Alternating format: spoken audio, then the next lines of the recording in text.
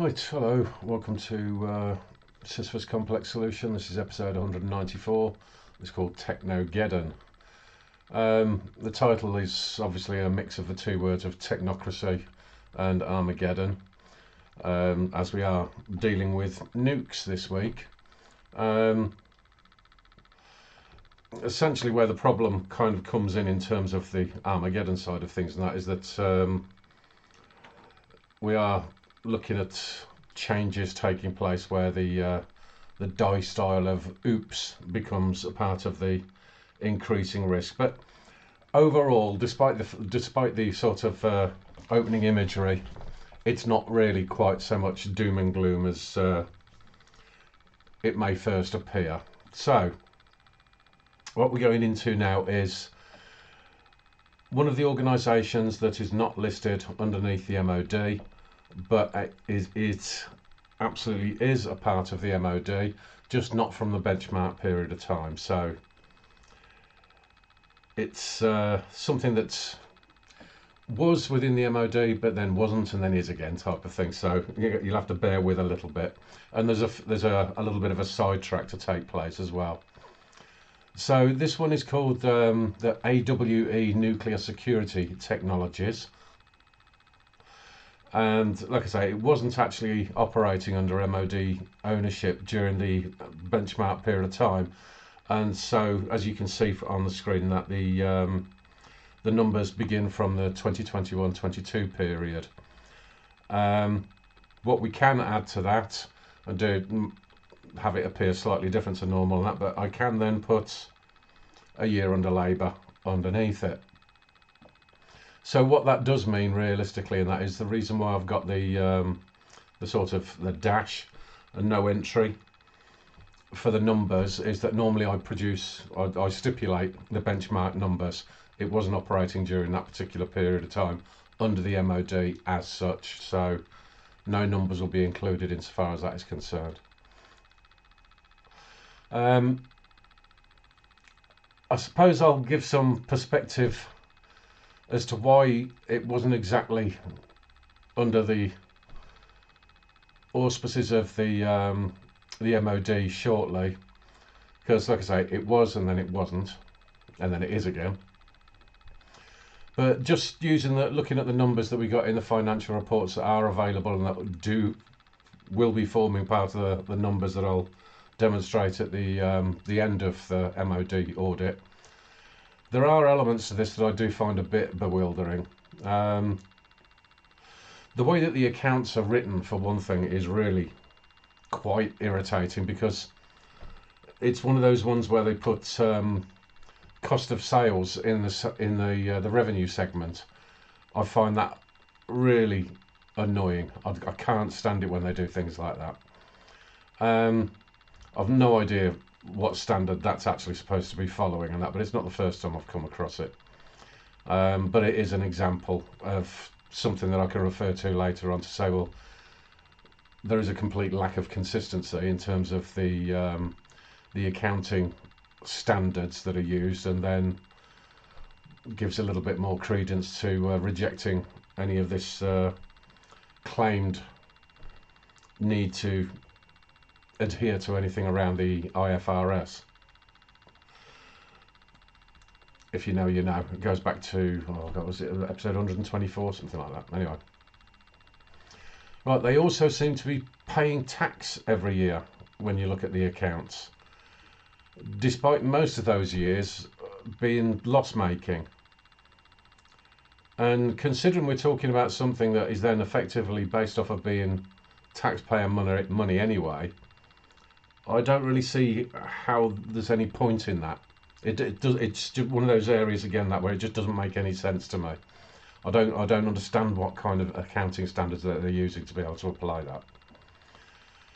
So over the 4 years since it has been fully operating under the MOD once again, the workforce has shot up by 30% overall, and then that's going to give some explanation as to why the average salary has dropped a little bit into slightly higher lower rate, sorry, than the first year. But then the overall expenditure has risen by 34%. And so again, it's another one of these things where it's just expansion, and the sheer numbers of people being brought into this organisation now that it's back under the MOD, or basically it's just being operated like a public sector organisation. Because the people that work there, it's not like they're military people. It just seems to be another one of these areas where it's a case of, well, oh, look at us, aren't we contributing to my GDP? Probably not, no. There is a link in the description that has a single page for all 4 financial reports. So it's just on a single source page, so I haven't had to do different links for each report this time. I mean, essentially, is all of this expansion justified? And is the bad accounting justified? Well, the bad accounting is never going to be justified, but in terms of can we justify the expansion of this particular organisation, well, that's what we're going to take a look at. But I'll also have to come back a little bit to these reports, because there is a particular problem I want to bring up that is going to be having an impact in terms of these, particularly like with the increased staff. So I'll come back to that shortly. So in terms of who they is, right, from the government website itself, this is basically the only kind of description that you get, and explains that this is where they're supposed to be, you know, designing and creating the nuclear warheads. But we don't have to rely on just that, because it had obviously been in private hands for a while, so it's got its own dedicated website, and they refer you through to that. So this is a little bit more that you then get from the website in terms of an explanation. Now, they say that they have been operating for 75 years, which is not entirely true.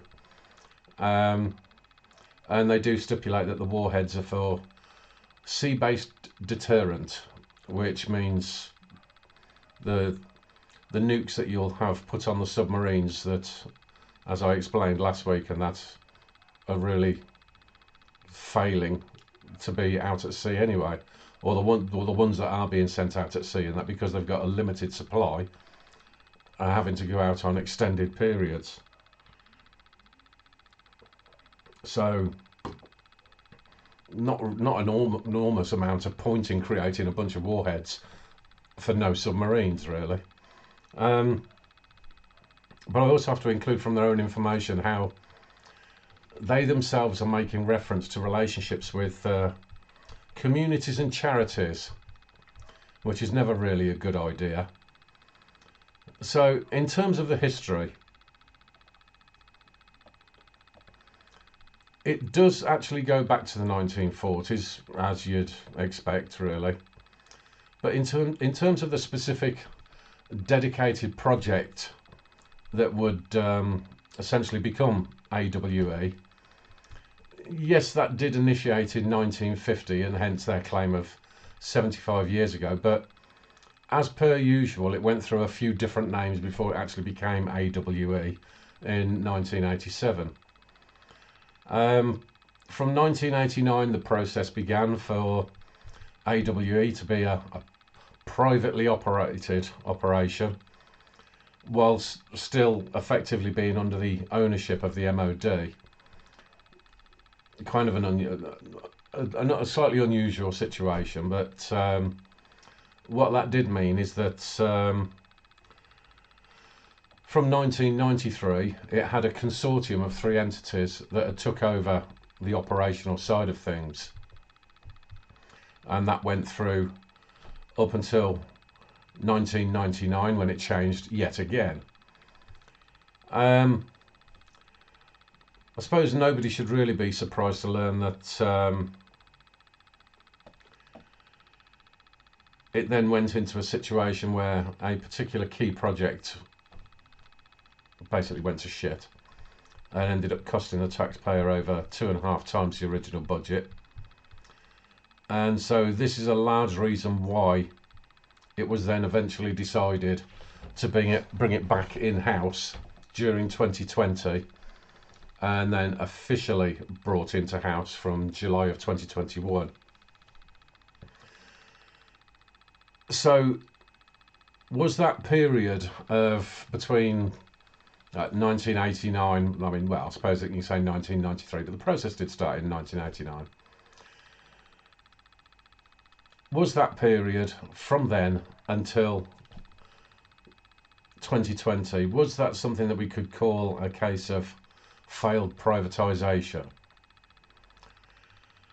I suppose I might surprise some people here, because in large part the answer to that is yes. Because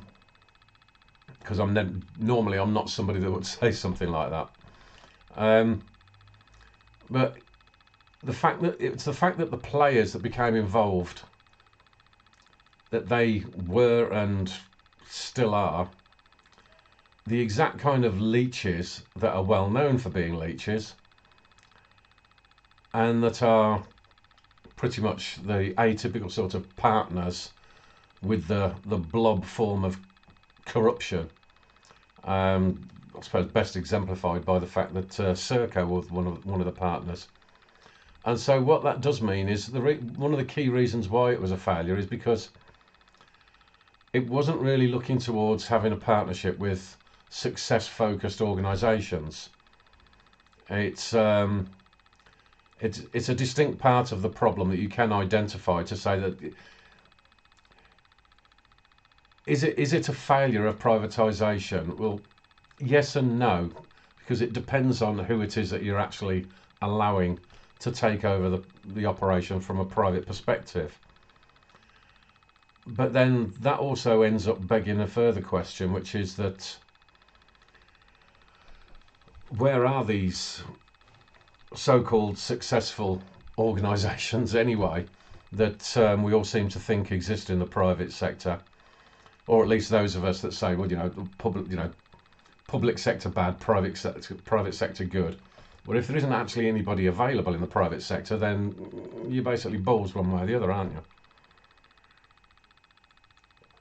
So it is a bit of has been a bit of a dodgy situation,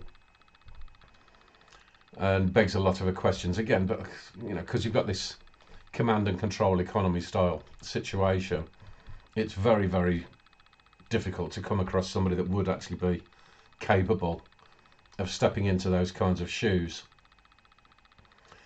Now, I've hinted a few times before that during this MOD audit, I do have an idea of some kind of a solution around this, which is what I'm going to be addressing when I actually reach the end of the MOD audit. So I'll kind of leave it as an open question for the time being. But if anybody can suggest any kind of private sector organisation that might have been a good fit for something like this, do let me know, because there's not really many that I can think of. I know that they've had subsequently some relationships with organisations like Kinetic, which potentially, but again, when you're dealing with organisations that are effectively so heavily dependent on their contracts with the public sector, that it's like, well, how private is it then? And the other point to this is going to be that when you're dealing with the Ministry of Defence, it's not exactly a situation where you've got a very wide private sector market to base your experience on. I mean, who else are you selling nuclear warheads to? And if you are selling nuclear warheads on the open market, then you probably wouldn't be in existence for very long, would you? But anyway, it's kind of an open question, really, and that is would there be a private sector, a realistic private sector option for anything remotely like this. I'm doubtful on that. So being back in the MOD hands at this point is it seems logical, but it's not without risk at this particular point, because quite a lot has changed since 1989, not for the better. And this is where I have to revert back to the annual reports briefly, because the first annual report since the handover took place, so the 2021-22 period, you get this section within it called the People Report. And that includes, but is not limited to, subheaders like the ones you can see on the screen now. This is obviously, it's not the full content for each one of these subheaders. I just want you to get an understanding as to what each section includes, and I also want you to understand the sort of the size of the font and how it is actually formatted, because I've not altered anything at all here, and I've literally just done a straight cut and paste, and so that's exactly as it appears in the 2021-22 report. You'll be able to go into the links and see it for yourself. Now, when you understand that, and some of you may have already a bit of a premonition as to where I'm going to go here, and that because it is a bit of a common theme. But let's bring this up to date then in terms of the last report of 2024-25, being very specific to identify a distinct change in the content.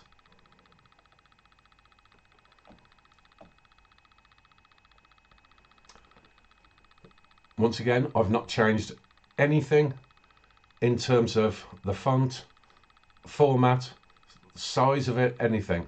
This is strictly a copy and paste. And look how big they want it all to be presented now, and that they've got their die involved. Oh dear. Now the other subheaders, as I showed you for them from the first report there, and they're still included as well. And they've also got this kind of format change. But the fact that this is this new entry, which, well, I say a new entry, it did actually appear in the year before, but the key difference in that is how much bigger and bolder they want it presented now. But pay attention to the final paragraph that they've got within this, and how they seem to be patting themselves on the back for having gained awards from, including from the Armed Forces Covenant of all places. Remember, I've covered them and how that's abused money. But they've got this award for Pride in Veteran Standard. And you know what the pride is for, don't you? Because, and you know, just so you're not confused with that, they've also got it stipulated quite distinctly that they've also had an employee that won Graduate of the Year at the LGBTQ Plus Defence Awards. Wow. What the hell has this got to do with anything? Absolutely farcical. So, like I say, quite a few changes since 1989. So then if we turn to their responsibilities from the website, and we get this. Very much in your face. Just to be absolutely clear, once again. I'll have a drink. I've not had much.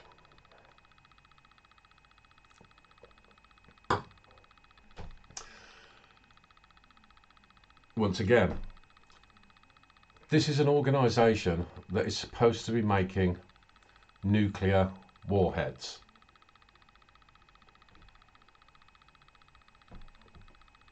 what the hell is all of this? Whether it be blob corruption, ideological incompetence, the result is always going to be the same. This is a large part of the reason why the operating costs and the staff numbers will have increased. It will have very, very little, if anything, to do with improved capability. So how any of this is supposed to be considered a primary responsibility is beyond me, but it is most definitely a sign of a good indicator of having completely lost their direction.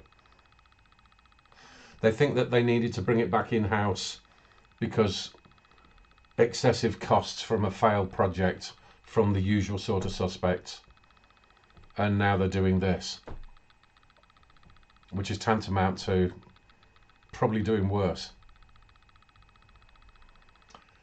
But before I continue with this particular organisation, there's another element that does need a little bit of some awareness and consideration.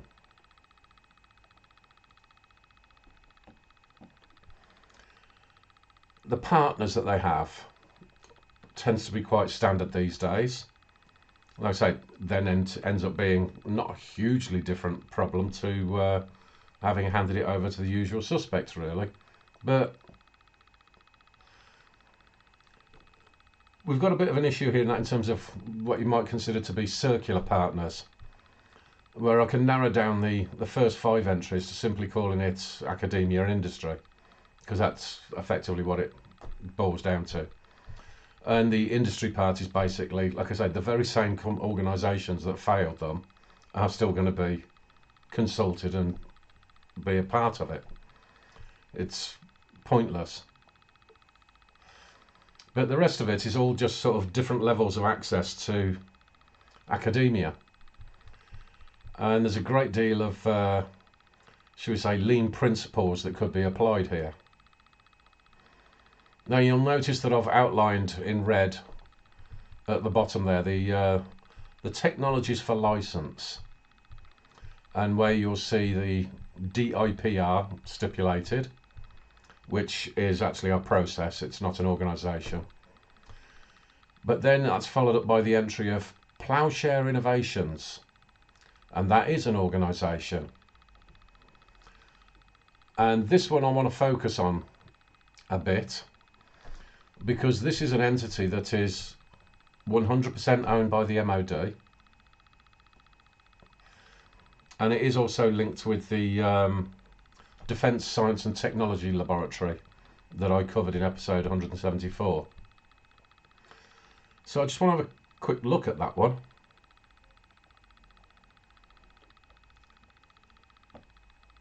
Now, despite the information that they've got from their own blurb, really, and that says that they've been in operation since 2005, the company was actually formed in 2002. But this is about enabling intellectual property developed via the military, which has the potential for wider commercial application, to be facilitated into appropriate methods of licensing, spin-outs, and I think there's one other one which is some kind of like a partnership type of thing. And generally speaking, this type of operation is actually quite a good idea in theory. It's essentially not entirely dissimilar to the likes of the way that Stanford University used to do it in the 1960s. I know that most people will associate that with what became DARPA, but it wasn't just purely everything going through DARPA. The problem though always comes about with that it's good as an idea and a concept, but as with all things, it's all about the execution. So in the links in the description, I've included a link to a performance report from 2024, which I'm just going to use quickly in terms of some reference material for us to have a look at. So in the first instance, we get their interpretation of highlighting their economic impacts, and where you can note at the top of this particular graphic, it does literally state that they did start operation in 2002 and not 2005, so they don't seem to be able to understand their own formation years, but ho hum. But what we are looking at then is, because this is going to be dealing with 2024, you're dealing with 22 years of activity. The missing information on here is there is nothing about return on investment or return on equity, without which doesn't really let us know the actual value added proposition. But even with the numbers that they do produce, from a private equity perspective, this is not impressive.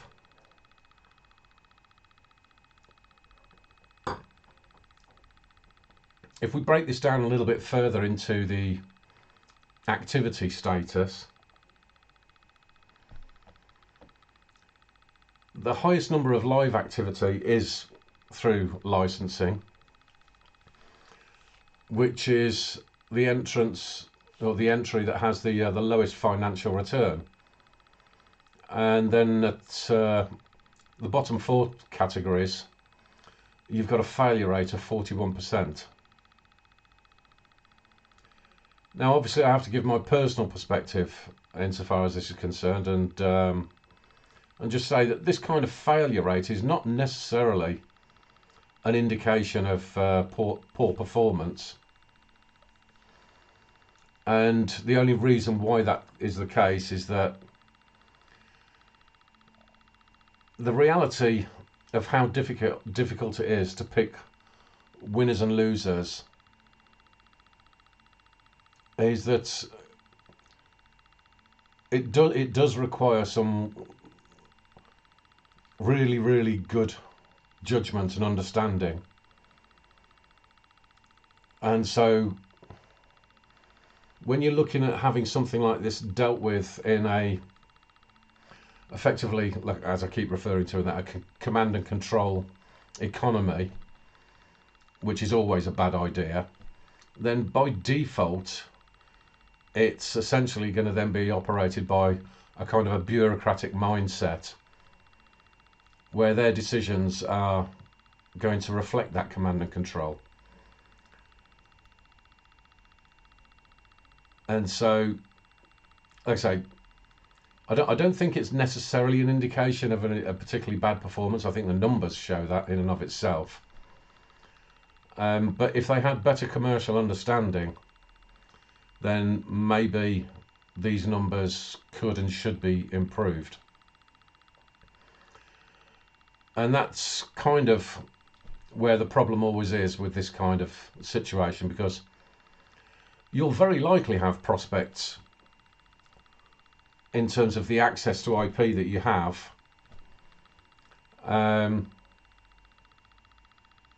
any kind of technological sector. Because when we're dealing with the warheads and that, it's not just literally make nuclear warhead, pass nuclear warhead out. There's more involved than that, but I'll show that in a second. But you've really got to understand what is going to be suitable for the private market, and also what should never be externalized. But what we've got here is that the low values do kind of show that you've got a bit of a failure in the creation of what kind of IP is going to be suitable, and then the execution of how that IP is going to be developed in the private sector. Because, like I say, I mean, over a 22-year period, these kind of performance levels in a private equity situation and that, I mean, you'd get fired very, very quickly. So essentially what we're dealing with here and that is something where it's kind of right framework, but the wrong mindset and capability. It is something I've kind of discussed before, and that when I've gone into the academic settings, when I was looking at the education sector, and also when I did what used to be called the what was it, the business industry and whatever it was department, and they have all those kinds of funding programs that, because I've worked in some of those areas, and these people just really don't have a clue what they're doing. Well, I suppose the one piece of advice I would offer is that in terms of who you're providing license to, I wouldn't be doing things like one of the licenses that they have here and that, which is through to the European Commission. That's a waste of money. That really is a waste.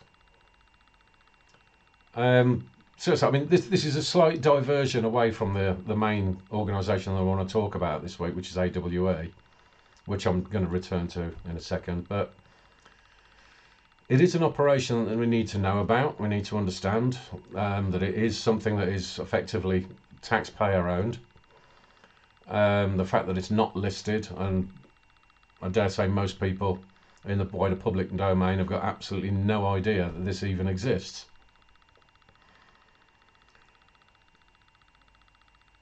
But it's certainly something that people that do understand the private equity market,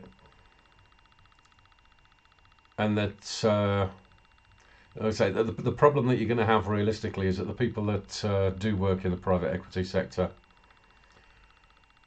may or may not be overly pleased with the kind of sums that you're talking about. But if you know how to deal with these things properly, and that you can do things on a reward basis, and that certainly provides the incentive to get things right. Well, it's interesting to know that we've got something like this, and that is specifically related to the MOD. I have seen certain organisations similar to this in the past. I wasn't aware of this one until this week, and so yeah, it's certainly worth noting. Anyway, put it that way. So if we go back to the operations of the AWE, so once we get past all of the bullshit that they push us, like the main information that they have around the DI and ESG and all the ideological nonsense, we do then get into the sort of nitty gritty of what AWE is actually supposed to be doing. And obviously, despite the fact that their focus is this developing nuclear warheads, which they're not really going to be doing much of because they haven't got anywhere to put them, it's not just based on that. Because when you are operating in these kind of areas, I said before, and that you're going to end up with additional areas of research that tie into it. So, like I say, there's 255 warheads at the moment, failing delivery systems, as I mentioned that I covered in the problem that we've got really issues with the submarines last week. So then it's quite clear that this entity is going to have to be doing something significantly more, considering the amount of staff that they have. They're not all going to be just pretending to be as gay as possible to get an award, you'd hope.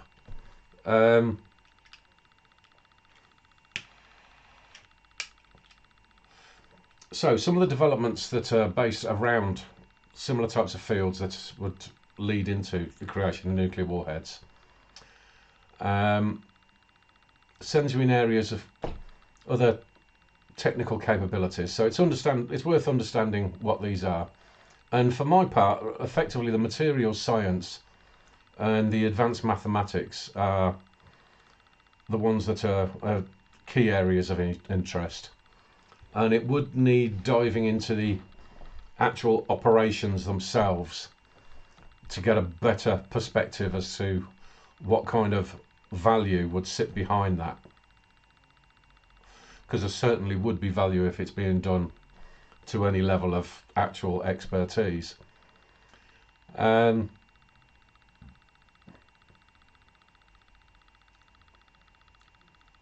If they've got certain areas where they're very much focused on a sort of parallel area of technology or IP development,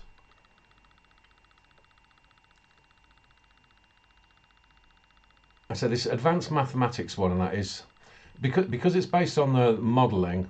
There's always going to be difficulty around that, especially when they're turning around and saying, right, so we're modelling what a warhead explosion would result in and what it would look like.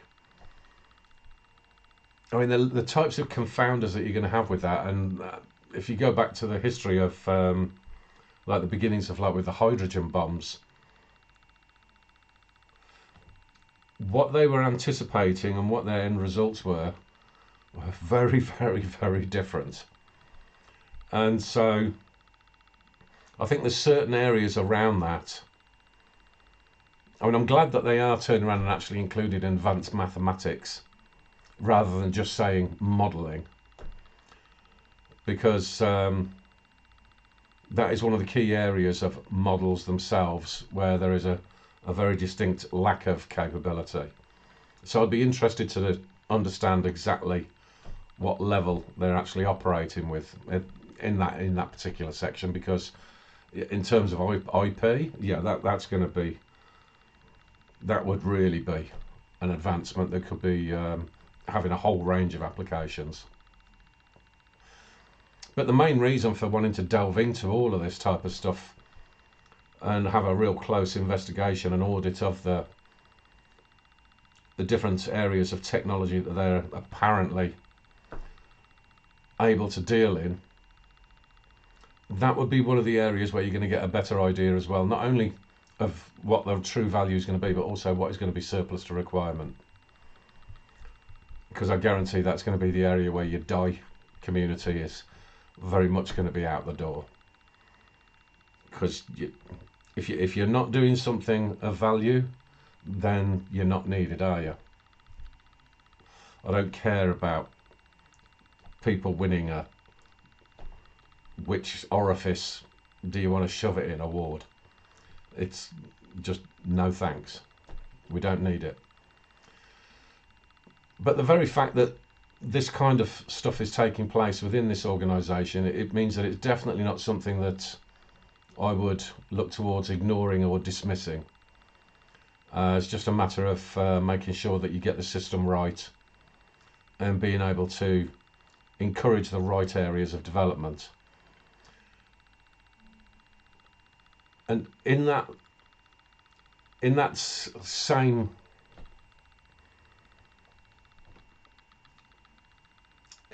area, really, again, I keep referring to the fact that I've got an idea that I want to present at the end, but as yet another hint that I keep dropping, that it's who might actually be included within this type of organisation that I think is something that needs consideration as well, because I'm not entirely convinced of them saying, right, so we're going to look into academia and try to, so you've got somebody that's fairly good in the sciences and we just want to bring them into this. They're literally sitting in the lab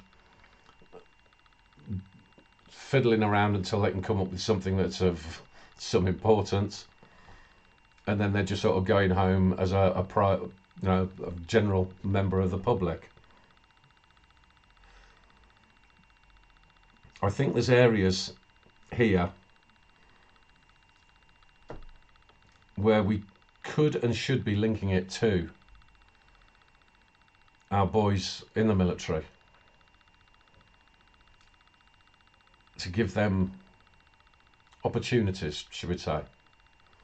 But like I say, I'll get off, once again, I'll have to go through that when I actually get to the end of this particular process and actually present at least the basis of what it is that I'm thinking in terms of how the MOD should really be operated.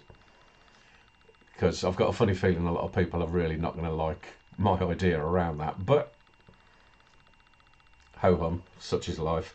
I mean, I've not had anybody complain about my suggestions for the health service and what have you as yet.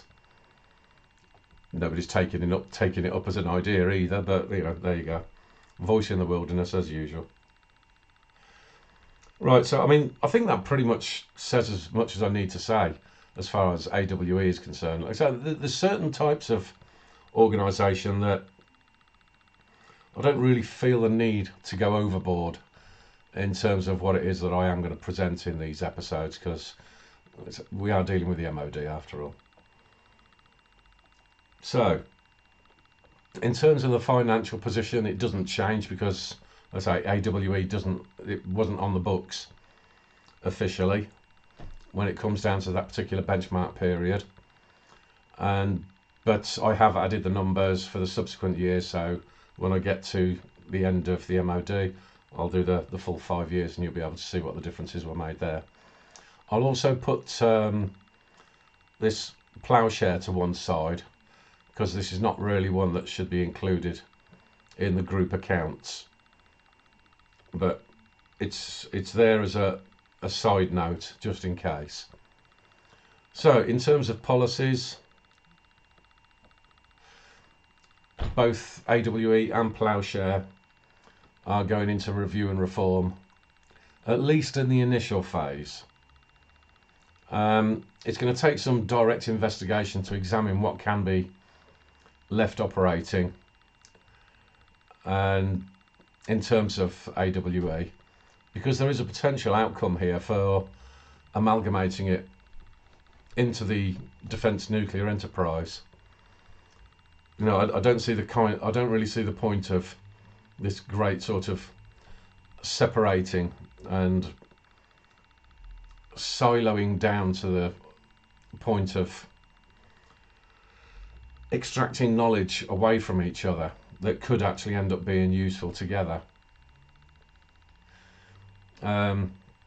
It's also an issue in terms of the fact that DNE have only got a staff of 750 compared to this 9,000, which just doesn't really make much sense to me.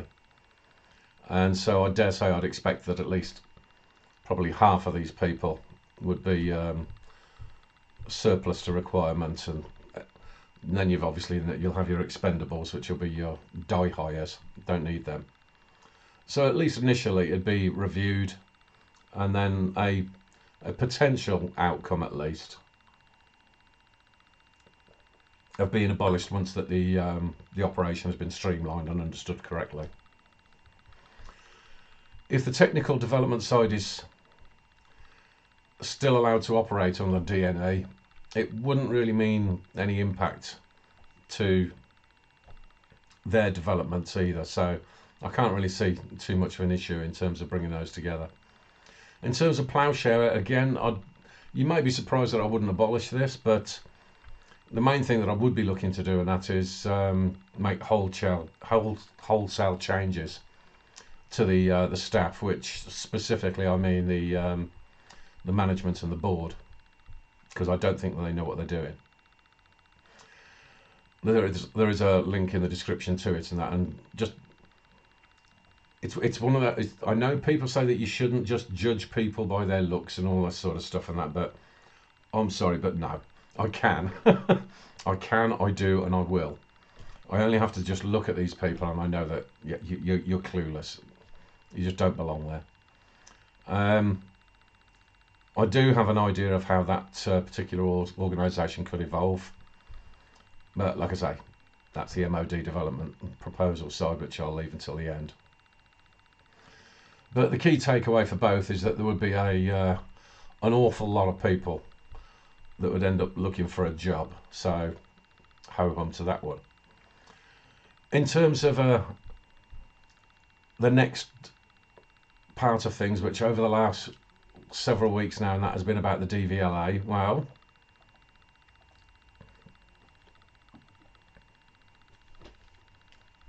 that's about as much as I've got to say about it this week. There has been some communication, and as I've mentioned, it's with the Ombudsman now. But I've had one person from the Ombudsman that's so blatantly out of depth, it's then been passed on to somebody else, who then came back to me and said, I hadn't completed the DVLA's final process because I have to go to the independent complaints assessor. To which my response is,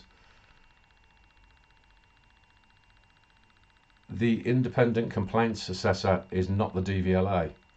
So yes, I have completed the DVLA's ridiculous process. And as I've already pointed out, the ICA wouldn't cover the things that I'm complaining about anyway. So what's the point?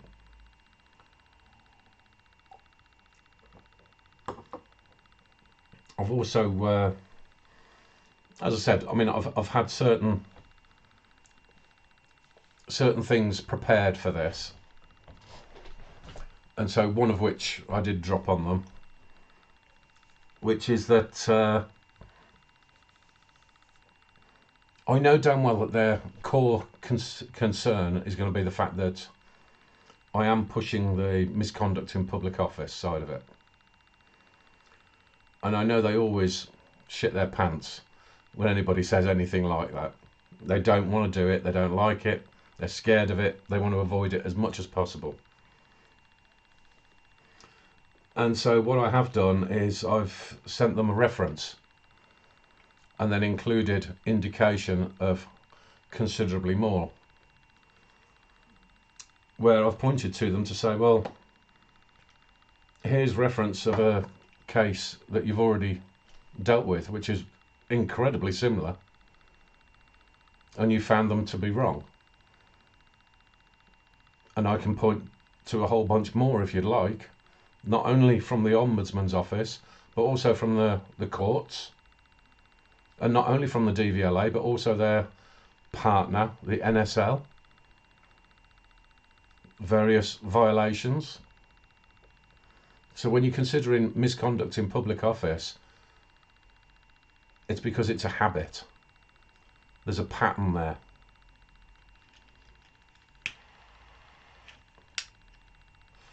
It's not just a matter of me having evidence of them conducting misconduct in public office, it's a pattern of behaviour. And I think they're a little bit confused as to what to do. But as I keep pointing out to them, drag it out as long as you like, mate, because every day you do, I add 1,500 per day. Keep playing. Not my problem. It will be yours though. So, not really much else to say there. So until they actually, I dare say they're probably going to come back and go, oh no, you've got to go through the ICA. Look, I don't have a problem. As I said, the longer it takes, I know what's going to happen with the ICA. The longer it takes, the more money. Like I said, I'm not concerned. So, as an ending note, I suppose, I mean, I've had a new book come through this week, which is the Quaker Question. One of the authors is Ed Dutton. Some of you people may know that name from the fact that he's appeared with like the Lotus Eaters and whatever. And that he's the sort of kind of academic, I suppose, that lives out in Finland, but he is English. Quite a strange fellow.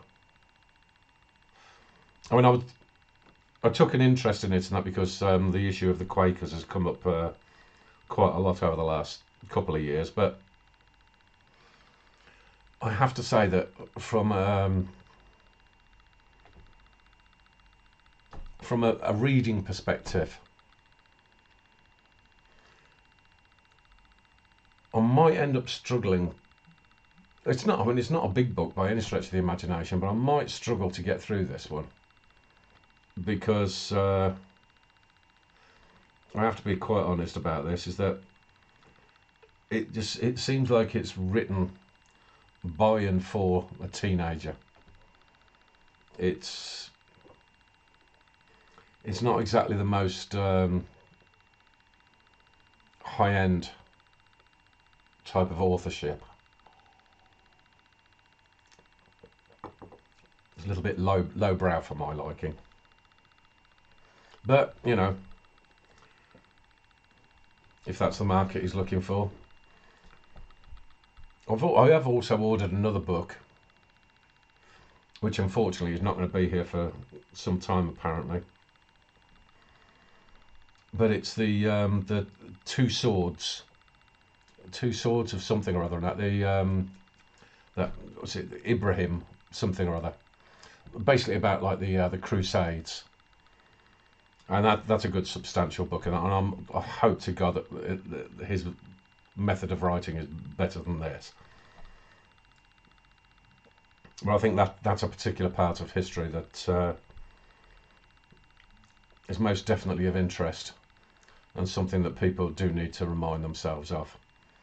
So, I mean, like I say, it's not due to arrive for a while yet. So, I had to have it in hardback, so it takes longer. So with this one, that it only comes in paperback, and if I can get a hardback version, I do prefer to do that. So apart from that, obviously today is the day that everybody's talking about the results of the by-election at what's it, Gorton and Denton or whatever it's called out in Manchester area. Another farce. The main thing for me really, and that is the fact that over 50% of the constituency is not voting again. So you can have the jihadi Greens dancing like the morons that they are in the street at their victory, with the equivalent of what turns out to be something like around about 10% of the vote. Well, whoopee-doo. It's not really something to be dancing about, is it? But then, you know, they get their bum on the seat in Parliament, and they've got their lying retard, leftist, bloody, yet another liberal, suicidal empathy woman with gaps between her teeth to be the latest idiot. Oh, the main issue that I've come across so far, and that is that with the level of apathy that exists amongst the electorate, where they're just not prepared to vote for anybody, that in and of itself is going to be how we don't really drift into some kind of communist agenda that lots of people have been talking about up till now. Because if you're voting in people like that, whatever her bloody name is, idiot looking creature, you're literally inviting in idiocracy. That's all it's going to be. It's just going to be one big clown show.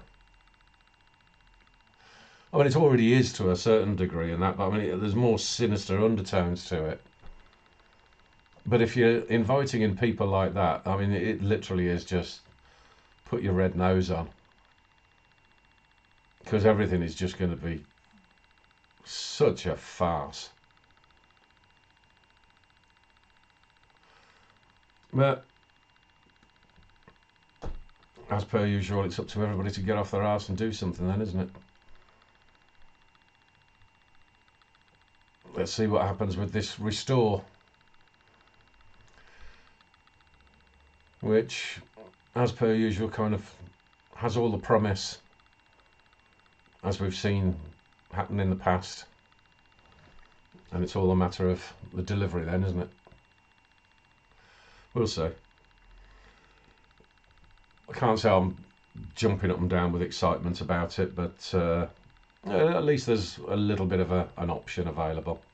But again, anybody that is not interested in all these different things, I mean, when it comes down to that 50%, when you're saying, I don't want to vote for any of these parties, well then stand for yourselves. There's an option for you. All get together and say, well, what is it that we actually want then? All right, then we'll form a party. Just for our constituency, it'll be us. Be the independent. I've mentioned that one I don't know how many times. And nobody ever seems to get that through their heads. I say sitting on your arse, one way or the other, isn't going to help you. So anyway, I think that'll do it for this week. I'm feeling a bit dozy this week. I think I might have had some slow moments and some dead air, but ho hum, such is life. I think there's one more, possibly two more. Every time I do this, I always forget what I've got left. But I'm not far off the end of the MOD. I know that much. So hopefully I'll get that one done before we reach the 200th episode, which is on the horizon, isn't it? So, take care. See you next week. Bye-bye.